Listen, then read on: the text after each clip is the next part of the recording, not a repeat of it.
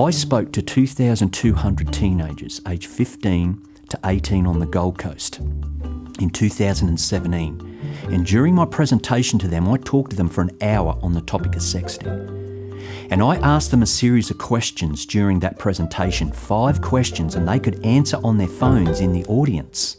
And I said to them, if you truly believed that a sexually explicit image of yourself that you had sent over the internet was going to become public, how many of you would want to take it back?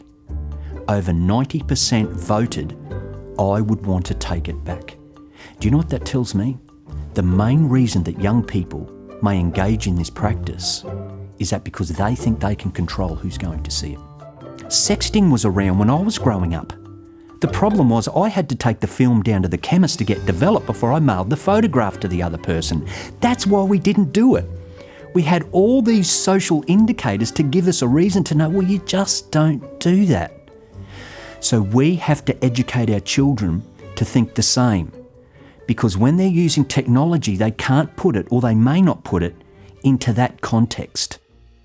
I think the nature of young people, and I'm relating to my teenagers, they sort of live in the moment, and it's very hard for them to project the future. We understand that because we have been teenagers and we have lived the future, and we have known that as we grow, we think differently. If a young lady is forwarding a naked photograph of herself to her boyfriend, maybe she's believing at that time that he is the only person who's ever going to see that photo. She may be believing that he will always, for the rest of his life and my life, have my best interests at heart. That he will always own that device, that that's where that photo is going to remain for the rest of my life. But we as adults know that that is not the case. There are so many things that can happen. There's so many variables whereby that photo could get out. I give this analogy, and it fits perfectly within what that young person might say, that it's only between the two of them. And it's this one. I say to young people, I have a photograph on my phone and it is very personal and it is very private. And I only want one person in the world to see it, my very closest trusted friend. I don't want every student at my school to see it, and I don't want students from another school to see it. I don't want my grandma to see it, the grandma test. So I only want one person to see it.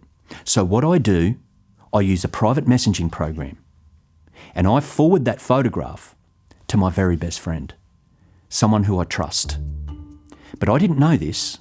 When I sent that photo to my friend, they had just got in the shower, and they had left their phone on the kitchen bench. And their dad was there cutting up something for dinner. And he saw the phone light up. And he picked that phone up and he looked at that picture. Instantly, it's not private anymore. Now, someone may come back at me and say, oh yeah, but what if? There are a billion different scenarios that can make what we believe more than anything in the world to be private to become very, very public. Personally, from my experience, I don't believe there is any safe way that any person, not only young people, but adults can engage in this, whereby they can ensure that no one else is ever going to see that image. What we need to consider is this: why am I doing it? Is it so important that I have to forward this photo? And then I'm going to weigh that up against, what if it did get out? What if? Even though I can't imagine it. What if students from another school did get this? What if I live in a small community and I know that adults, male adults, have now seen this photo and they stare at me when I walk down the street? What if the teachers have somehow been made aware of this and have seen that photo? How could that affect me? And then weigh that up with what I think it's really giving me. So this is why we pass on to young people, the internet is public, the internet is permanent. If they believe that someone may be able to see what they're doing online, they may not do it in the first place. This is how we encourage our children to make good choices, not only through conversations and education, but maybe tools such as Family Zone, which could just discourage a person knowing there are controls in place to manage their activity. It may stop them making a choice that they may later regret.